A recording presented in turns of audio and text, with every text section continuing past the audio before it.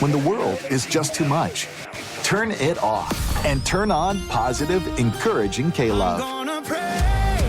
I'm gonna praise. World off. K-Love on. K-Love is sunshine for my soul. I love K-Love.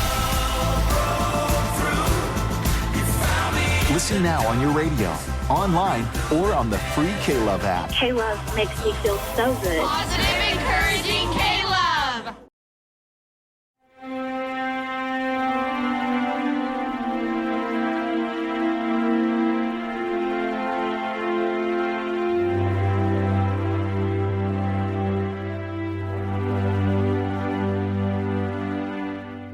Thank you for checking out this little teaser of the history of the papacy and church. Here's a little taste of what's coming up soon on the History of the Papacy podcast. Now, if you like what you hear, I'd love it if you'd leave a rating and review on Apple Podcasts or your podcatcher of choice. If you want to support the podcast even more, consider becoming a Patreon on patreon.com/history of the papacy. There are many levels and benefits for you, and you help keep the history of the papacy going. You can learn more about all of this at historyofthepapacypodcast.com.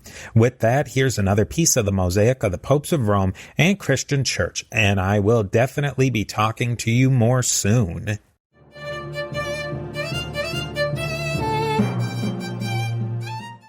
Well, of course, one broad context is the Enlightenment. The so-called Age of Reason, where tradition, hierarchy was being called into question. Now, there's been a lot of revisionist historiography on the Enlightenment as well.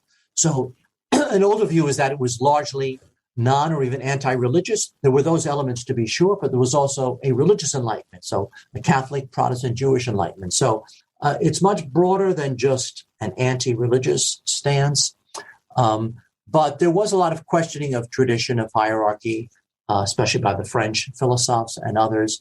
And then the issue of regalism, that even in Catholic countries, the idea of a growing sense of national identity, of kings and governments not wanting outside interference, including from the papacy. Because, of course, at that time, the Pope was still wearing two hats, spiritual leader of the church and the temporal leader of the Papal States. So there was always a growing reluctance to have the church, the papacy, telling rulers what to do in their own countries, even including many aspects of the church. So that aspect of regalism and the attempt to, in a sense, bring the church within countries under control of the state.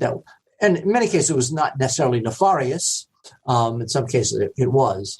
And then, of course, in a sense, that's an outgrowth, for example, in France, of Gallicanism, the idea that France, although the eldest door of the church, France was semi-autonomous, and that the papacy should not be telling the French kings, in a sense, how to run the church in their country, including things like the naming of bishops, a whole range of issues where there was a long-term disputes between church and state over issues like, because bishops were still important religious and political figures. So there are many areas where religion and politics intermix.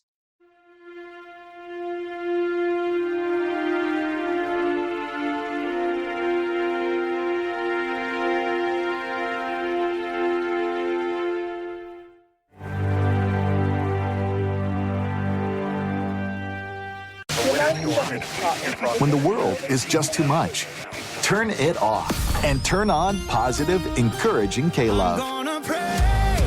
I'm gonna praise. World off.